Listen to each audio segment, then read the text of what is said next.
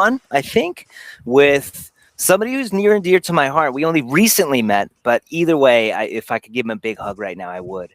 Mr. David Adam Cruz. He's a husband, a father, artist, and founder of Ori Moose. Thanks for being here today, sir. Thanks for having me. You and I met maybe 2 weeks ago, and you sent me. Let me show it. I want to show everybody. You sent me this absolutely beautiful journal. Nice. It's absolutely beautiful journal. Be not afraid. And I opened it. And my son said, "It smells like Jesus." And I thought, you know what, buddy? You know what, man? I think it does smell like Jesus. Leather, Yeah. hard work. He was a carpenter, so why not? It smelled But like his sandals anyway. yeah, Maybe before he started wearing them a lot. yeah. You and I had chatted just a couple of days before that, and the story that you shared with me just resonated so deeply with me. I don't want to say a lot of guys have been there, but I really connected Sure. with your story. So I want to just jump straight into the Batman story, the origin story for you, before we even get into what you're doing with this beautiful leather work Sure. and bringing Jesus, bringing Christ through it.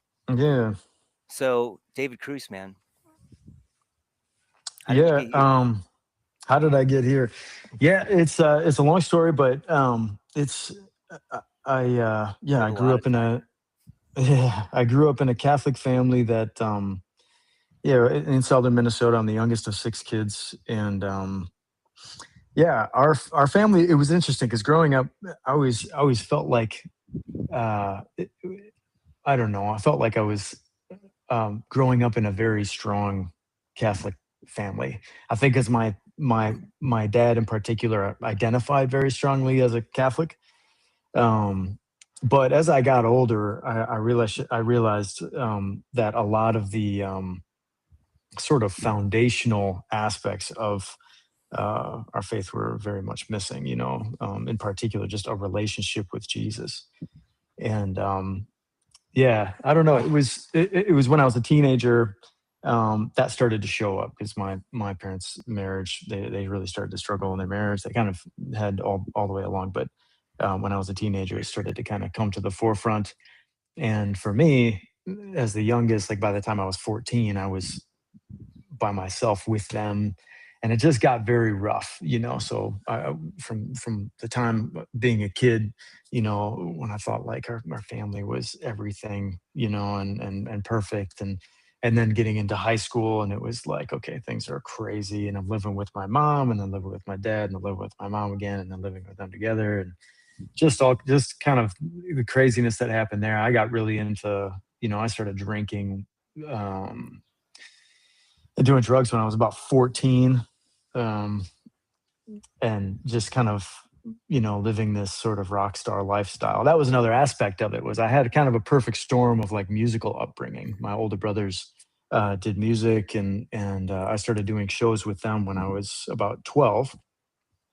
And so by the time I was 14, I think I was doing about 30 to 40 shows a year, just playing at little festivals or different things, or, bars and different things like that. So throughout my high school life, I didn't feel like a rock star, but I was kind of living like it because that's who I aspired to be. You know what I mean? I was constantly watching, movies about the Eagles and Jimi Hendrix and all these people. So it was like sex, drugs, and rock and roll was kind of, those were all my idols at the time. Those are the people that I aspired to live like. And that mixed with sort of like, I don't want to go home. I get done with school and it's like, I just don't want to be at home right now. It's just sucks. It's just a crappy situation. Um, but so all of that culminated. My music career was sort of growing, and my home life was diminishing. My alcohol abuse, uh, probably more than the drugs, became more and more a problem. And I mean, I remember when I was probably 18, 19, like I remember finding out at one point that like when you start um, throwing up bile, you know what I mean, from alcohol, that's like a sign that like you're pretty you're starting to get into like actual alcohol poisoning. And at the time I was like, oh, I've done that several times, like I started having stomach issues and things like that. Anyway, it escalated. All these different aspects of my life kind of escalated, and for better and for worse. And the music thing was the only thing that was kind of going up. Um, but I did have this interesting faith element. Like even when I was in high school, thinking back, I always had this relationship with God that was very weird. Because it was like in school, I'd skip class, but I'd go to the chapel and pray. Went to a Catholic school. So I'd like be skipping class. I knew I would get detention for doing it, but I'd like go and sit in the chapel for 45 minutes or whatever and just pray. And I just liked that. I asked my parents if I could drop out of high school because I just knew that high school was not good for me, you know. And I go to mass every Sunday, and I wouldn't receive the Eucharist if I was in mortal sin. I had a very like sort of orthodox like brain, but at the same time, I had nothing against getting drunk and smoking weed on Saturday night, the night before. So it was like I don't know. It was just a very, very messy. Everything was just messy. So that was the build up, right? So it was just kind of escalating to a pitch when I was 19, 20. And I got to this point where I realized just some crazy things were happening for me, just some sort of scary things that happened in my personal life. I was scaring myself, and I just realized I really need to like clean up my act. You know what I mean? And I started thinking about, like, gosh, probably the top 10 biggest mistakes I've made in my life so far. I'm like 19 and I'm thinking this. Probably the top 10 biggest mistakes are because I was drunk. And I was like, I need to stop drinking. And I kind of considered that like my secular conversion.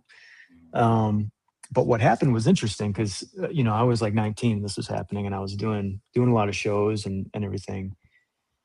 And about 6 months after I stopped drinking, we went and did this show in a place, Harmony, Minnesota. It was a music festival called Shangri-La, which means paradise, right?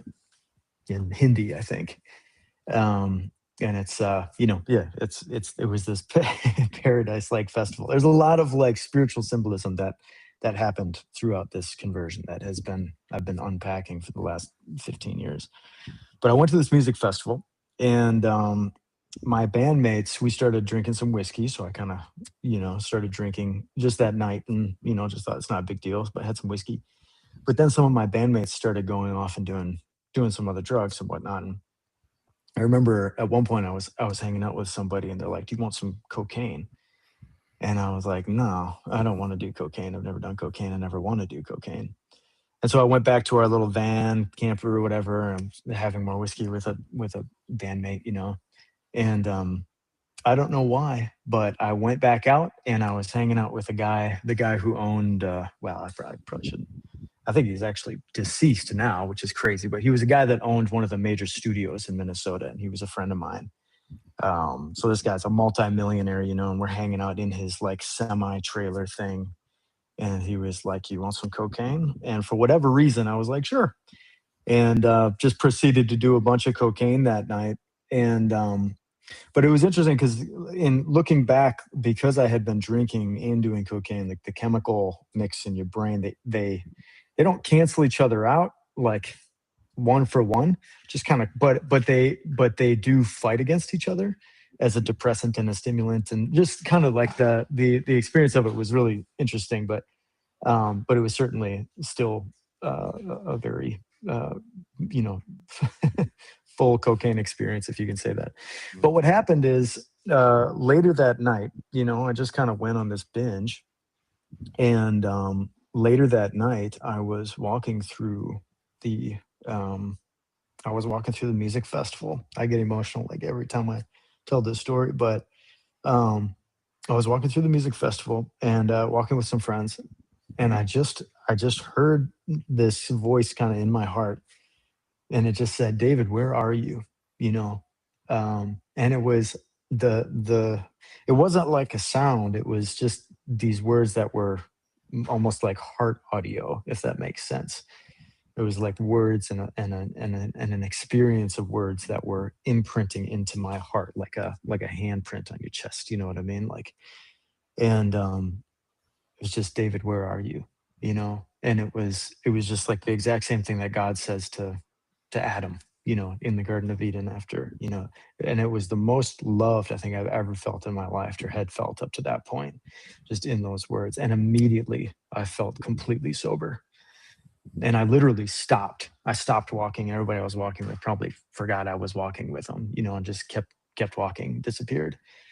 And I just realized suddenly, like, I need to get out of here. Like, I need to change. This is I it was like in a moment, all of the woundedness and the fear and the chaos of my upbringing and all of the mistakes I had made and all of the alcohol and all the pot and all the relationships had just come to a hilt, you know, and I just realized suddenly that, like, I am here pissing away my life and running away from God because of woundedness and sin and brokenness. And this is what happens this is where I end up when I'm driving. You know what I mean? Where I'm the one in charge of my life, and I'm not trying to live in accordance with God. And, you know, and I don't know God, you know, and I just had enough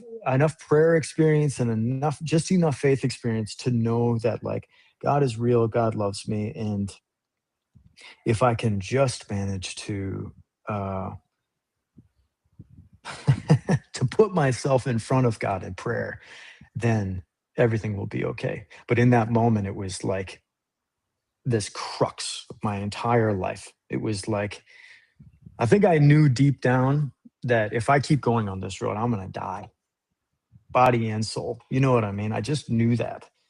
And I always say, I don't think God just saved my soul that night. You know, I think God saved my life that night, because I was reckless. It wasn't even just the alcohol and the drugs. I was such an adrenaline junkie. So I used to rollerblade down this massive steep hill going like 35 miles an hour um, in my hometown here. People thought I was insane, but I just loved it. Oh my gosh. And anyway, so that night I left the music festival, and there was this lake nearby, and so I went over by this lake, and I sat there until the sun came up, and I felt like I was just it was just like a massive fire hydrant, you know, uncorked fire hydrant, just letting everything out. And I'm praying, and I'm just like releasing all of this pain and just saying, God, just take all of it.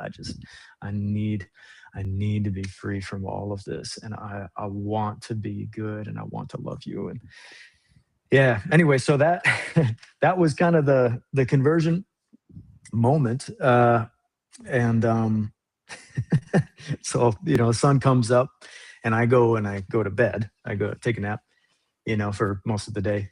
And I wake up that evening, and I feel like absolute shit. I don't know if I can say that on the show, but that's how I felt. Yeah, whatever comes out. Okay. I felt, horrible. You know, it was a combination of, like, I hadn't eaten, I hadn't drank any water, I had a hangover, and I had just done a bunch of cocaine and came down off of that. So it was like the most intense psychological state. And it was interesting because looking back, it was like, all right, now it's time for you to make a choice. You know, like it was like God did his side of it. Now it's like, how do you want to respond? It's not always going to feel good following God. So what are you going to do with your free will? And it was this really important moment for me, because I decided, well, I'm going to pray every day. I'm going to pray. I don't care if I feel like this for the rest of my life. That's what I said. I don't care if I'm this psychologically and physically troubled for the rest of my life. I'm going to pray because I know that's the right thing to do.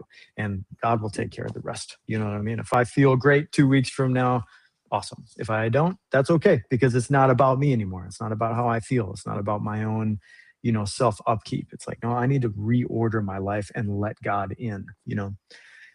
And that's what I decided to do that night. And I've kept to that for the most part. Within a couple of months, my life was completely different. Things that were completely out of my control that got taken care of. You know what I mean? prayer changed the ecosystem of my life, from a landfill to a botanical garden. You know what I mean? Like it was completely different. The relationships that I had at the time were much richer, much more full.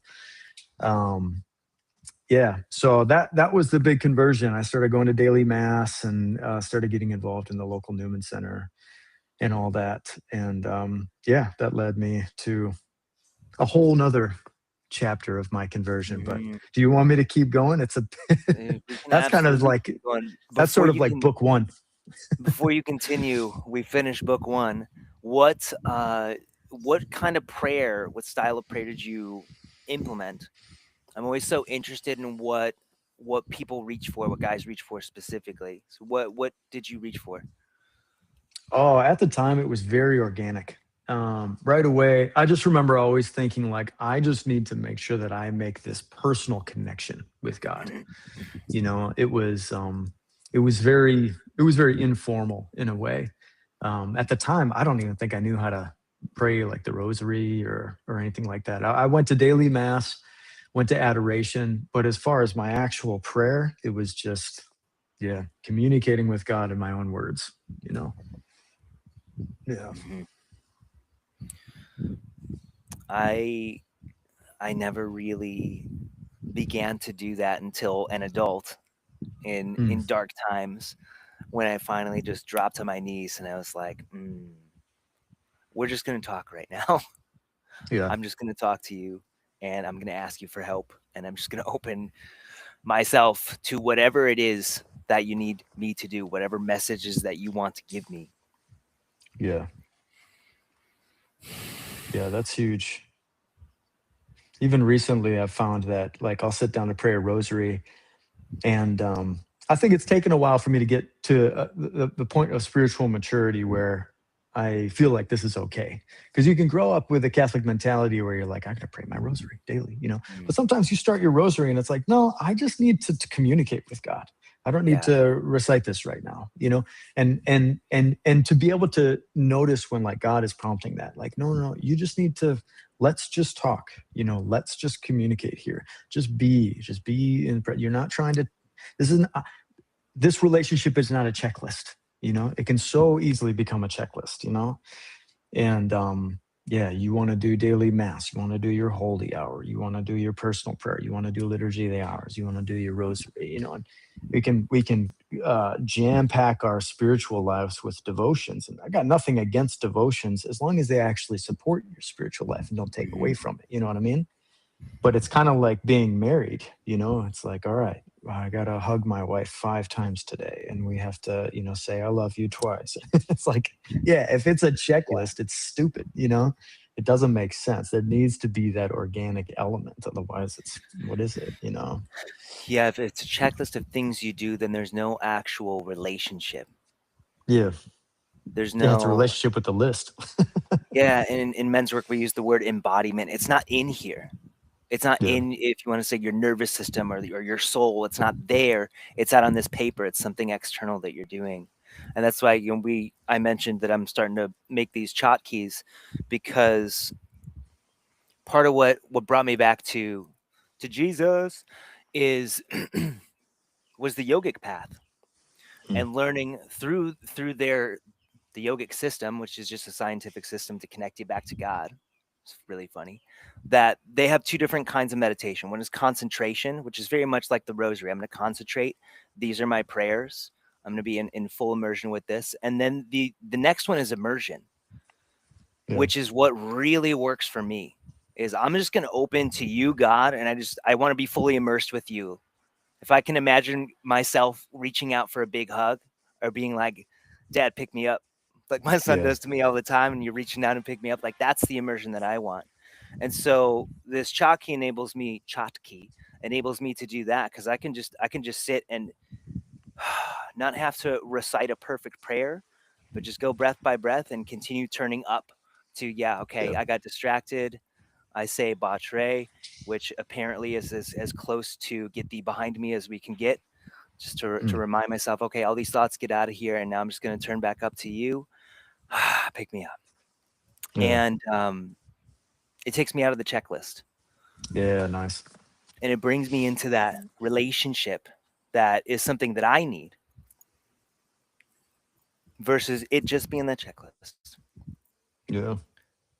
But I just wanted to bring that up because it sounds like similarly with you, you want that relationship and you thrive in that relationship. And for me, the rosary didn't come until later as well. And I don't know that there's a right or wrong. Well, maybe there's wrong ways, but I don't know that there's one right way for us to pray and to make this connection. Yeah. Yeah. And I think it informs all of the devotions. You know what I mean? Like I remember hearing somebody said, you know, praying, what was it? Something like praying one Hail Mary like with your whole heart is more powerful than praying, you know, 10 rosaries or whatever. And I think that that's like we can very easily skip over that, you know, what that means. You know, it really means that like prayer is supposed to be very on a very human level. It's relational, you know what I mean? I mean, to be able to speak with your heart, you know what I mean? Like that's something that as humans we take for granted, you know? Because we just bounce in and out of that all the time, you know what I mean? I call my banker and I have one kind of conversation, and I call my mom and have a totally different conversation. We don't think anything of it, you know? But it's like, yeah, so how we often can can treat God like the banker, you know what I mean? And it becomes this sort of like, yeah, our Father who art in heaven, hallowed be thy Yeah. name. You know what I mean? It's like these are the words of Christ, you know? Yeah, it's just, yeah. As I've gotten older, that's become a lot more, and I suck at it. Like I'm not a good example of like what what that means. And I feel like I should be better at it because I feel like as a musician, that's kind of the default is it tends to be all communication tends to be very wholehearted when you're in the music world and working with musicians just tend to be very like, you know, if they're talking about like what kind of cereal bowl they like, they're just like, oh man, like this one, it's yellow and it's like the perfect shape. And like when you pour the milk, you know what I mean? Yeah, I know exactly what you're talking about. It's like that artistic heart, you know, Mhm. it's like it comes naturally, but so often we just become business people, businessmen in our relationship with God Mm. and with Mary and even with each other on in a faith sense, you know. And yeah, I'm really trying. I've been working on that recently. I've been really trying to like, yeah, it's partly because I am a businessman now and not as much of a musician or an artist, you know. And so now I do have to call the banker all the time, literally, you know. Yeah. Um, and that kind of conversation can really change your heart, can change the way that you see things and see relationships. There's a lot more transactional relationships in my life now than there were back when I went through my first conversion. And so many men live in that, you know, and way more than I do. You know, I still get to do artisan craft. I work with my family, and you know, I work from home. But yeah, I mean, guys who went to school for you know, business management, whatever, jump right into the corporate world. You know, they turn 45, and that's the majority of what they've known for their adult life. You know what I mean? Is transactional relationships, corporate relationships, business relationships. Mm. That mentality that can be yeah, that can be a bit of a desert. You know what I mean? Spiritually, and yeah, Mm. Mm-hmm. Yeah, anyway, I think we as men, we need to go through the desert. We have to. I yeah, found that the God and the Jesus I grew up with in the Catholic Church that I tried so hard to get away from was not the one that I needed. I needed to meet him in the wild.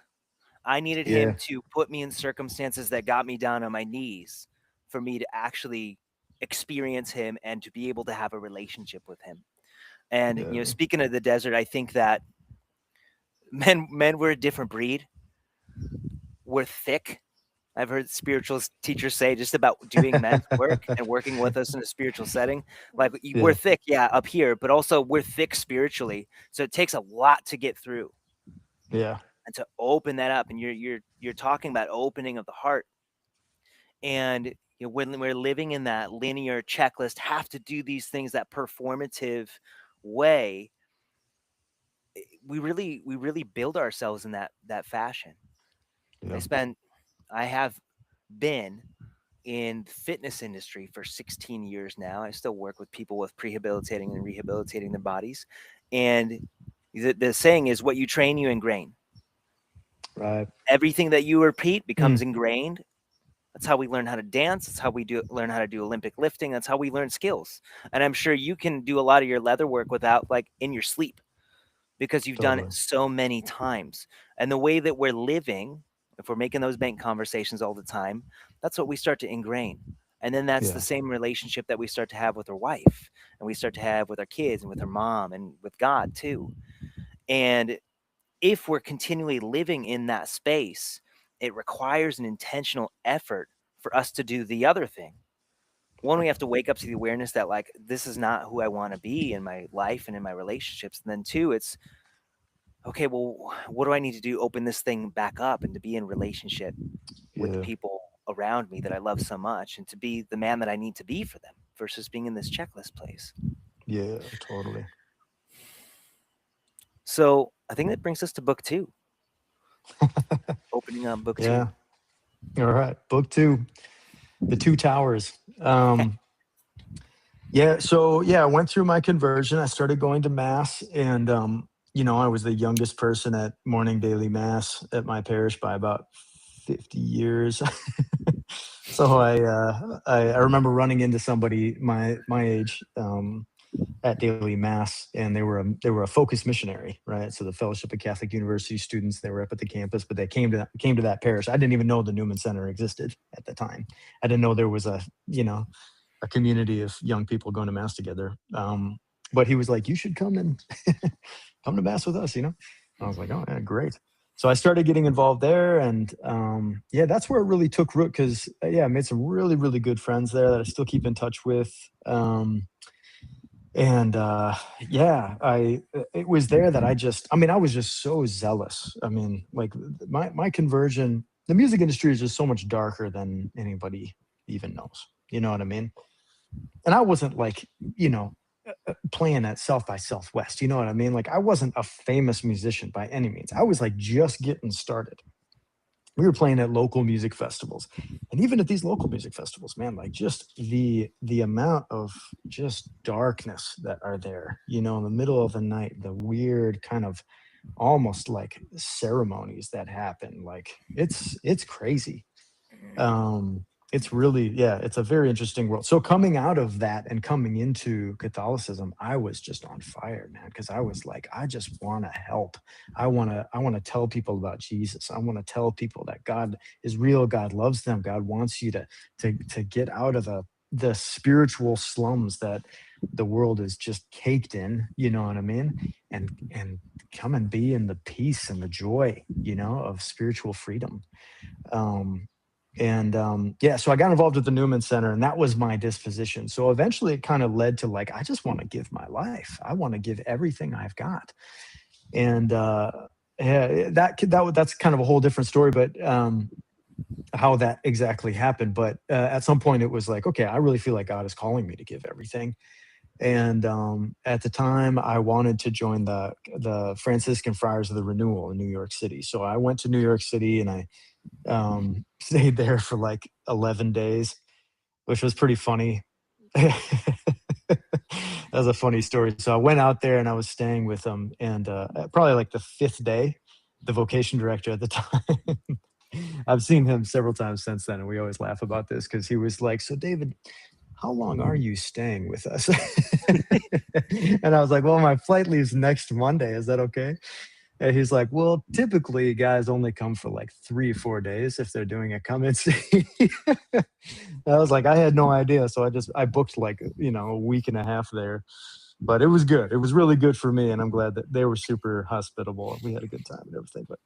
But I realized being out there that I really wanted to join the diocesan seminary. So I joined the Diocese of Winona, which is now the Diocese of Winona Rochester in southern Minnesota. I joined the seminary, and I gave myself a year to prepare for it because I was like, I know myself well enough to know that like this is potentially just like a weird phase that I'm going through. So I don't want to like commit to something so serious and cool if I'm not actually going to do it, you know? So I gave myself a full year in preparation, and I was like, if it's God's will and if it's something that I really want, my desire for it will increase this year, not decrease. And it did. And throughout the year, I just got more and more ready. I started praying Liturgy of the Hours. I started doing some of these devotions that were really good, and just having a more structured spiritual life, really cleaning up my act as a person. A lot of that year was very much purging. Felt like I was just draining out so much of the gunk in my own heart. A lot of relationships kind of had to change or end.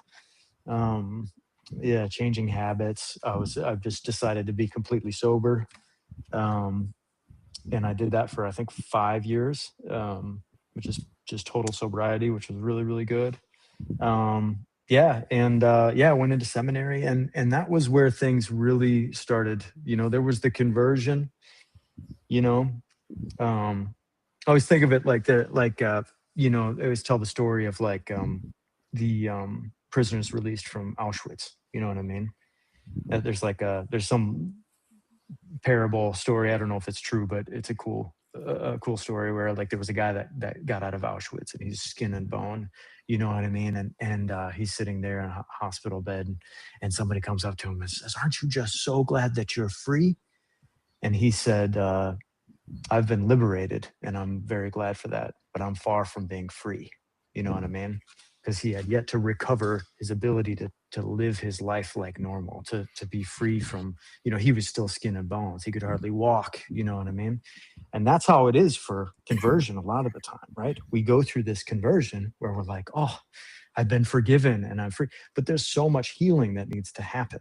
There's so much regeneration that needs to happen because all of that time that we spent in darkness depletes who we are as human beings.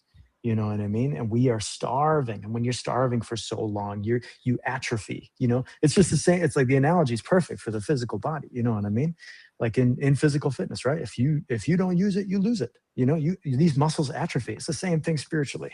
You know, you're living in sin. It's like, yeah, great, you converted. Now it's time to start slowly using those atrophied parts of your heart, atrophied parts of your mind, and regrowing the full tree of the human person. You know, becoming fully alive again. You know what I mean? And that's what happened in seminary. It was like a real, you know, formation process. And the rector of the seminary at the time, he was a Navy officer, so he kind of ran the seminary like a ship, which was awesome. He was like the best rector ever, and he's a good friend now. But yeah, so that was my seminary experience, and I was in seminary for 8 years.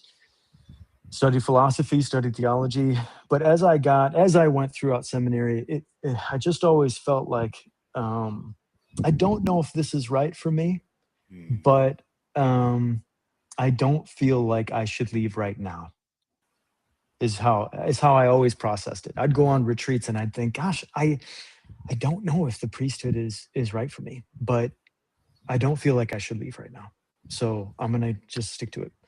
And what happened is actually it kind of escalated. Like there became more of kind of like it was feeling more and more uncomfortable. It felt like there was a part of me that was dying that God didn't want to die. You know, there's like the dying to self, and there's all that.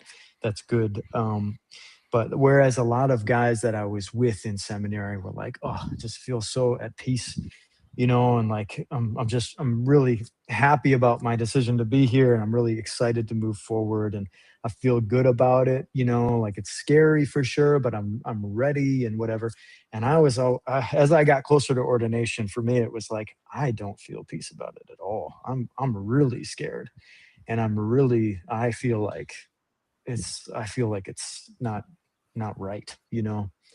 And Yeah, it got to the point where I was doing my sort of diaconate canonical retreat, which is before you're ordained as a deacon, but it's kind of the last retreat to sort of make sure this is what you want to do.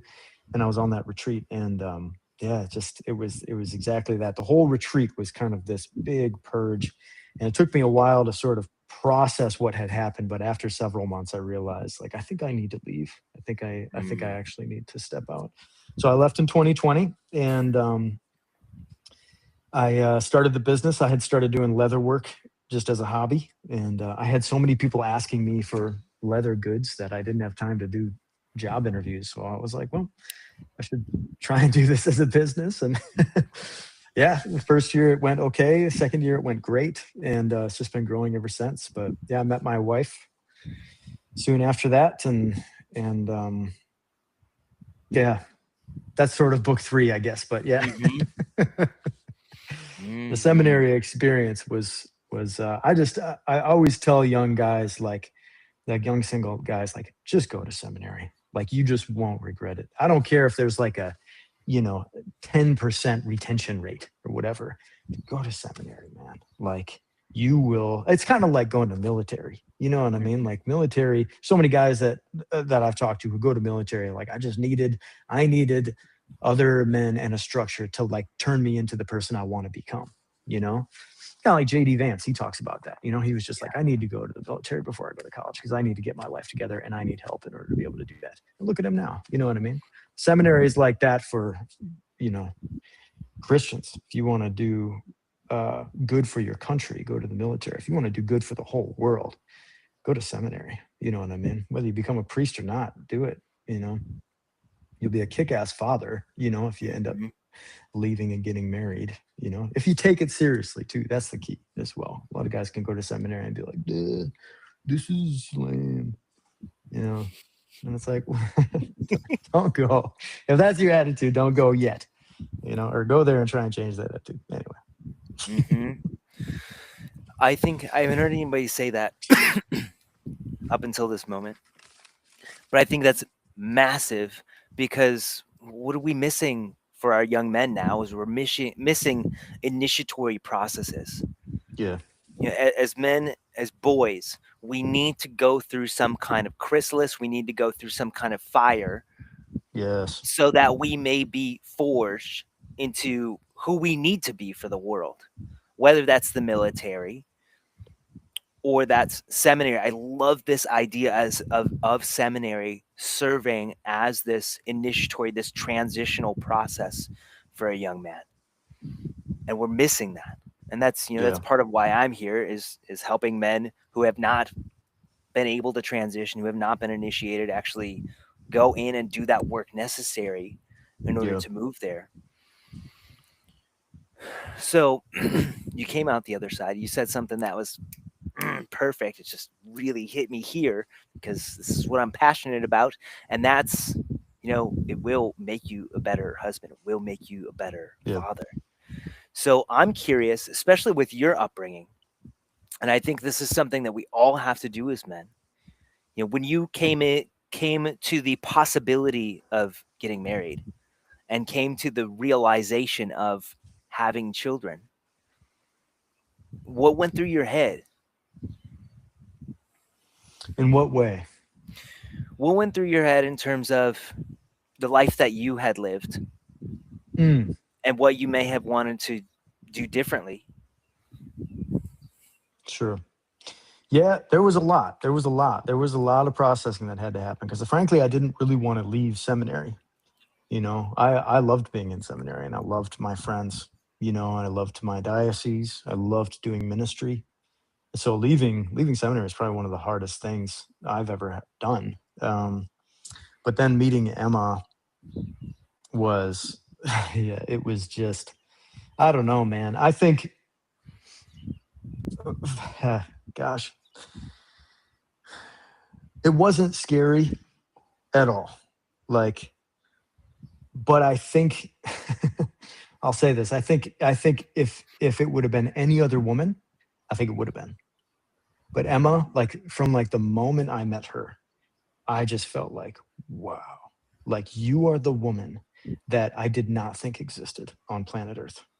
And inconveniently, she was actually on the other side of planet Earth when I met her. So, but it was just, I mean, that's how I felt. It still feels that way. Like I just look at her sometimes and I'm just like, man, like you are like my Eve. Like I don't know. Yeah, I feel very lucky in my marriage, in that, that I found somebody that I feel. I don't really believe in the whole soulmate thing, but if I did, I'd be like, yeah, I feel like Emma is my soulmate. You know what I mean? I feel like she was made for me and I for her. So yeah, there was that, and it was such an overwhelming amount of goodness, and God sort of like prepared me for that. Like as I was kind of coming to the end, like for example, this is a little insight into how God communicates with me. um I was in my room and I was just listening to music, and I think I had this YouTube playlist playing or whatever of songs that I had found. And there's this band called the Yama Ensemble. It's like this Israeli group, and they play like these traditional psalmic hymns in like these really cool style. Anyway, the guitar player, just a random song of his popped up, and the name on YouTube was in Hebrew, so I couldn't read it. And it was an instrumental piece it's like an instrumental piece for the first like 5 minutes, and then there's like a minute of singing at the end, and it's just a guitar and a cello, and it was a live performance. So this comes on, and I immediately hear it, and I just started bawling. I just was like, what is happening? Like, and it was this feeling that I don't even now, the only way I can describe the feeling is the title of the song, which I didn't figure out until months and months later. I listened to this song so many times, and I just thought there's something here that God is trying to tell me. And I figured out eventually that the name of the song, which I couldn't see because it was in Hebrew, is called What Is to Come. And it felt like God telling me, because it was just this emotional, fire hydrant again. And when that happens, like Ignatian spirituality, when there's what is it called? Consolation without context or something like that, where like something hits you and you just noticeably like, okay, God is trying to tell me something, because there's like a floodgate that just opened, you know what I mean, inside of me. God is in this moment. I need to pay attention to what just happened. So it's a real thing. Father Tim Gallagher writes about that in his books. But I noticed as a seminarian, I'm like, oh yeah, this is something real. But yeah, God like prepared me for that. So, what is to come. And then when I met Emma, it was clear that like, this is that goodness that God was preparing me for. And like the goodness of seminary was so good that giving that up was incredibly difficult. It was like sacrificing Isaac on the mountain. You know what I mean? It was like, okay, I'm leaving this, and I'm going to trust God that this is the right thing to do, and this is the right way to go. And then when I met Emma, it was like, this is what is to come. This is that good thing that God had planned all along, And yeah, but how we met was pretty crazy. So she was in Australia. She's Australian. And we met during the COVID lockdown. So she couldn't leave and I couldn't get in, right? Because Australia did, Fortress Australia, which was pretty intense. And so we met through a mutual friend doing a music project, but we hadn't met in person. And we were just chatting over video call because I was interested in talking to her about music and my record label idea. But we fell in love very quickly. And I was like, I need to book this girl. You know what I mean? Like, I need to ask this girl out. I don't know when we're going to be able to meet in person. I've never even seen her in real life, but I need to like ask this girl out. And who knows how long this pandemic is going to last. So I did. And she was like, yeah. But it ended up being 13 months that we dated long distance without having met in person. And at about 10, 11 months, Australia decided to open up and let citizens out, not in. Sorry, out and in, but not let non-citizens in. So Aussies could come and go, but nobody else.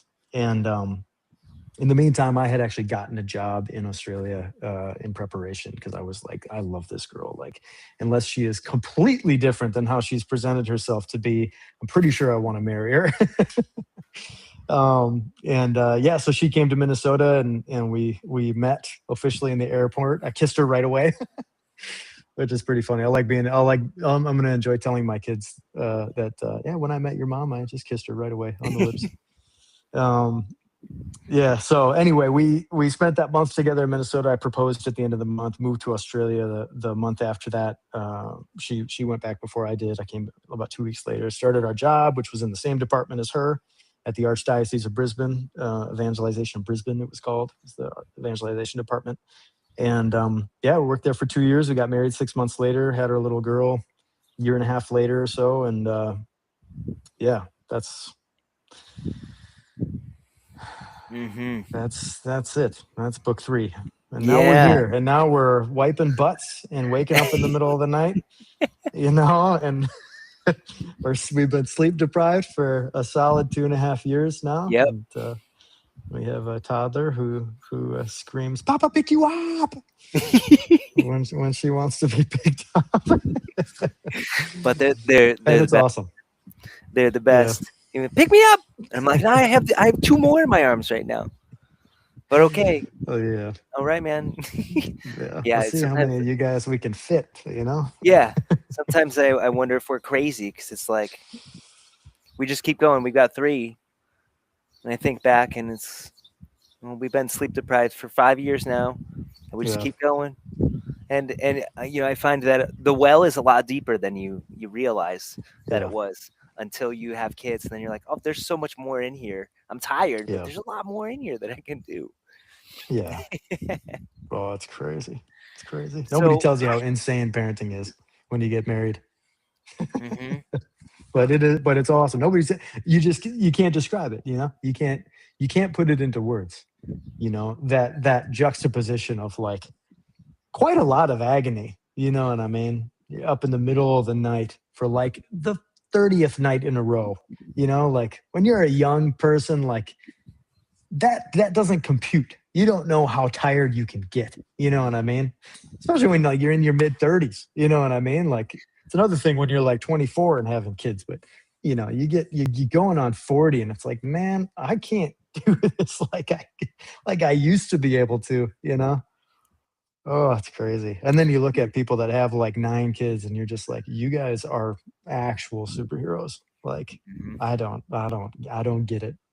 mhm. But the Yeah, they grace they they comes. unlock that level of superhero-ness, and apparently they unlock that level where the kids start raising each other, which I Yeah. imagine is really helpful.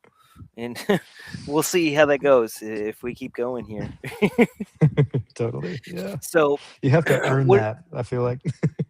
Yeah, what are the things that you're very intentional about as a husband, as a father, specifically because of the way that you grew up?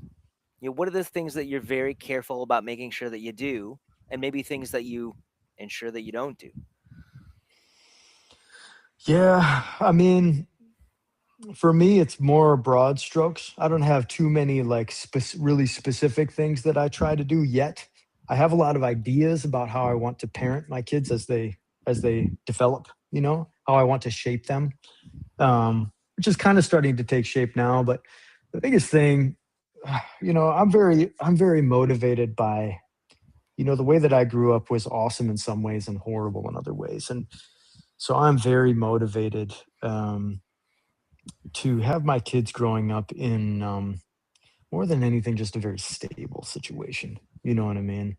And I'm just like, I will not let that happen. I just have like it's like made a vow, for better or for worse, that I will provide for my family in a way that when they grow up, they will have us to fall back on. They will have us to support them. They will have us to just to be available. When things in adulthood start to get tough, because they will, and who knows what the heck our kids are going to be growing up in 2040 when they're graduating high school or whatever. You know what I mean? Like God knows what the heck social issues or different issues we're going to be dealing with as parents. um So yeah, just having that structure and that safety net for them, and just having a place of safety. But in addition to that, obviously being an example of faith, having a household where faith is not necessarily something that's being like pushed really hard, but something that's just a natural backdrop. That's more important to me. I feel like it can be counterproductive if it's like, all right, now we're gonna, remember we got to do this thing, like it can really become checklist training. You know what I mean? And I really want my kids to, yeah, for it to be just a very natural thing. And Yeah, so that'd be another thing. Um, One of the big things that we do in our house, I really want to prioritize. I have like this whole like parenting like idea plan that is a whole different conversation because it take a very long time. But one of the things is creativity. Obviously, my wife and I we both do music professionally. I paint and do the leather work and sculpt and different things. And in our house, we have an entire wall dedicated to paintings, right? So it looks like an art museum. It's like this big blue wall and it has all these paintings. And all but one are original paintings. I've been collecting original paintings forever. And they're done mostly by either myself or my siblings. My dad, Emma's dad, is a painter. Um, I think we have some aunts and uncles. And it's like my idea with that is I want my kids to grow up. I kind of want to like brainwash my kids into thinking that like just everybody does artwork, Mhm. and everybody's a musician. So a lot of times the music that we listen to will be Emma or I's music or somebody we know, like somebody from New York or somebody from, um, down south or whatever, or somebody in Australia that we know that does music. And so when they listen to music, it's not just like, oh, this is some ethereal character in my life. It's like, no, you know, um, that's Dan. Like you met Dan when we were in New York City. Like you met Patrick. At this place or whatever. Like this person. This is your Uncle Joe. He's playing the drums. Like this is your Uncle John. He writes music. Um, and I think that that's a really I like to use that as a model for parenting because maybe it's just the way like my sort of personality default, but I just found that when I was growing up, the things that I most deeply consumed and imbibed and made a part of my life were um internalized through osmosis, kind of. You know what I mean? It was because my older siblings were into drawing and whatever, that it was just another toy. I had my little Star Wars action figures, and then I had like my colored pencils and my siblings, and we would just do all of those things. We would play music, we would play action figures, we would play Jurassic Park, we would play artwork, we would play football, like it was just all different toys. And then by the time I was in middle school, it was like, oh, I can play like six instruments and I can draw pretty decently. Like, and suddenly I realized, like, oh, that's unusual, like all my friends were like, where the heck did you pick this up? And so, but it was just kind of like brainwash, like I just thought this is what everybody does, doesn't your dad paint? Like, no, you know, Mhm. don't your aunt and uncles have like bands, so I want to try and keep that going, and I think that's really important, and can be done with so many things, the outdoors or athletics or our faith life, like just making it the natural backdrop of the environment that your kids are growing up in. And I think that's what's going to most deeply Mhm. root itself in their lives, because I think they'll just subconsciously know the goodness that they are experiencing in it. Yeah, it's really whether we know that we're doing it or not, whether it's intentional or not, we build the culture. Yeah, And they're yeah, going to carry exactly. that forward into the rest of their lives. I think it was the CDC has a whole bunch of statistics on this, but the average percentage is that our kids are going to carry an average of 80% of our lifestyle habits forward into their adult life, whether they like it, whether we like it or not. things that they Yeah, see, right. even things that they don't see. And one of my favorite ones is the difference between when a father leads the family in his faith practice versus when a mother leads the family in faith practice. And the statistics vary a little bit, but the mother, it seems that they're pretty set on. There's a 15% chance that those kids are going to carry that practice into adulthood, and then with the father, it's a minimum of 75% likelihood that those kids are going to Yeah, carry that it's faith crazy. into adulthood. I've seen it as Yeah, high as 93% as well. So it's no small thing. We yeah, set the culture, and it's more important now than ever that we're highly intentional about that, because well, their attention's being pulled in 1,000 different directions now, especially with these phones yeah, and with all their friends that have access to all this technology, and that they're not at home playing music and painting. And like my kids, they're just outside playing all day long yeah, in their mud kitchen making mud paintings. Uh, that's not the very likely those are not the peers that they're going to have. yeah, So it's so important that we're so highly intentional. So art, bringing art yeah, and faith together, and I think that brings us to Ori Moose. yeah, yeah. This business is the attempt at that. Um, yeah. When I started it, the idea was I want a leatherwork company, I want a record label, a Catholic leatherwork company, a Catholic record label, and then like a contemplative art space. Sort of like a chapel art museum combination. You know what I mean?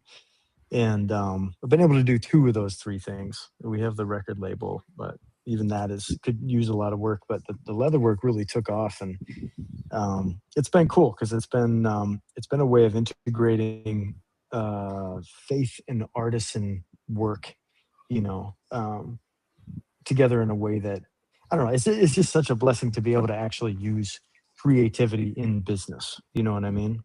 Um, and with the artisan kind of work, it's very much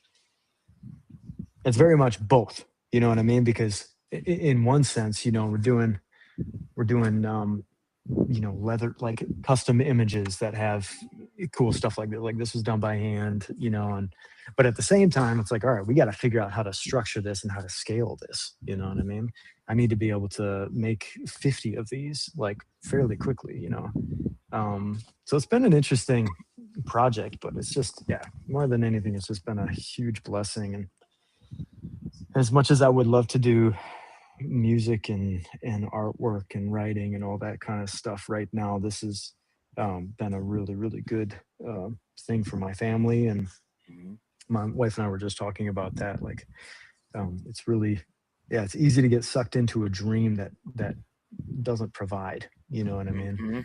And this is kind of a dream that does provide, but there's a lot of other things I think I'd prefer to do. But um, yeah, but this is what's working at the moment. Yeah, It's been really good.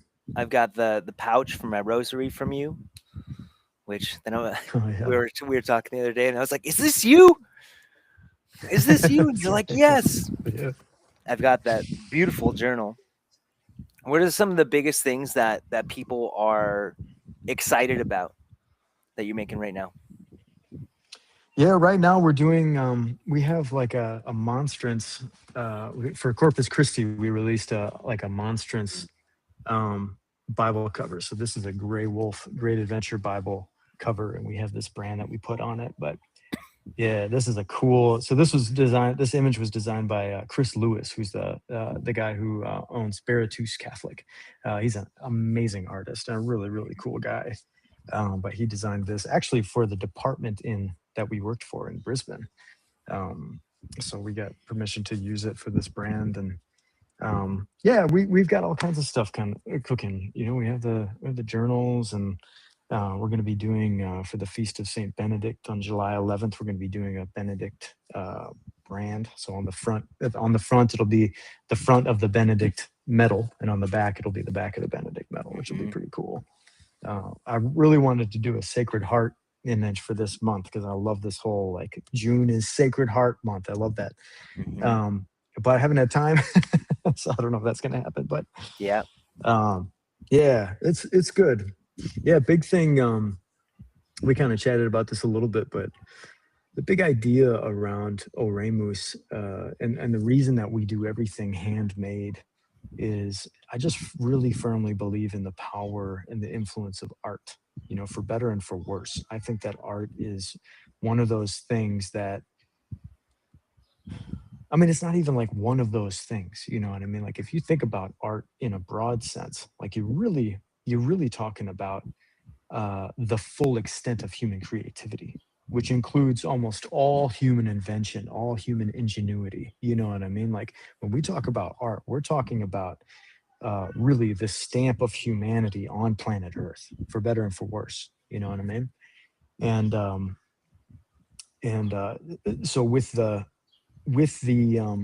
leather work and with the record label and with the art, um, I just part of the message that I want to get out into the world is the importance of understanding the power of art, you know?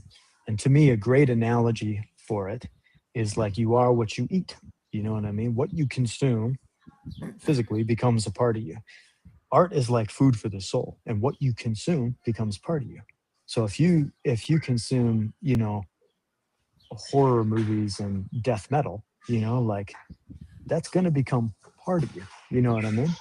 And I think that they're like that's there's a lot of nuance to that because I am not universally and objectively against horror necessarily, though I do think there's a lot that needs to be said about that, but Hmm. or death metal even. But I think understanding what it is, what kind of power does a movie have on me, on humanity as a whole, but then on me subjectively, what kind of power what is music, why does it affect us, what is it doing for me, what is it doing against me, you know what I mean? And understanding those things I think is so crucial, but we don't hear that conversation very often, you know what I mean? We the biggest thing we hear unfortunately from the church, even Thomas Aquinas says like the conversation around art, like even back in the 13th century, like even the conversation around art is very, very lacking. You know what I Mm. mean? Um, we talk about what's on TV, but we don't talk about the television as an invention. What is it doing for us? We talk about what's on our phones, but we don't talk about like, is this thing actually good for me? What is it doing for humanity? All that kind of stuff. And yeah, I wrote my master's degree thesis on this because um, I think the conversation needs to have or needs to happen. And unfortunately, the church, probably the most clear, explicit, sort of advice we get regarding the consumption of art from the Catholic Church is don't watch porn. You know Mm. what I mean? Which for me is like a pretty low bar. Yeah, It's the lowest because of it's bars. yeah, and it's not even like my question is always like, well, don't watch porn. Okay, so should I watch Oppenheimer? You know what I mean? Because like, from what I didn't actually watch it, but the people who did watch it told me like, yeah, there's like a porn scene in the middle of it, and it's like, well, just read the book then. You know what I mean? Like to me, it's like you're gonna get more information. It's gonna be less entertaining, but you're going to get more information. Because I think the Oppenheimer whole thing, when that came out, everybody was like, this is a culturally important movie to watch. And I was like, maybe. I'm I'm not sold on that. But if it is, I'd rather read a book, you know? And understanding the difference between what a book can do for you and what a movie can do for you is that's a whole part of the art conversation. What is a painting doing for you as opposed to posts on Instagram? You know what I mean? Paintings, when we learn how to sit and appreciate a painting, it teaches our hearts and our minds and our souls to slow down and to actually be able to contemplate something in stillness. You know what I mean? It's like training, like when God says like, be still and know that I am God. It's like training in that, you know what I mean? Sitting and appreciating paintings. Um, and scrolling is like the opposite of that. It's like, don't look at anything. You know what I mean? it's like intentionally not looking, you know what I mean? Or intentionally passing over a thing, you know what I mean? Rather than soaking it up. And there's just so many things like that in the art world that I think are really, really important. And yeah, so that's what we're going to be doing hopefully in the next couple of months. We just moved back to Minnesota, so we're kind of trying to transition here. But once we get a little bit more stable, yeah, I want to begin the conversation around that kind of thing and Mhm. start talking to men. I'm trained as a spiritual director, so I'd like to start doing spiritual direction for artists specifically because yeah, I think it's a very needed ministry. Is just art. You know Mhm. what are we doing here? What is this whole thing? So anyway, yeah, Well, that's for sure. And art is, and really what you're doing with this, like this is felt. I feel this. yeah, This is something tangible. And you said it in a little mini documentary that everybody can watch on your website. It's this makes it sacred. yeah, This makes it whatever you're doing, this is a sacred thing. There's so much Christian like merchandise that's out there.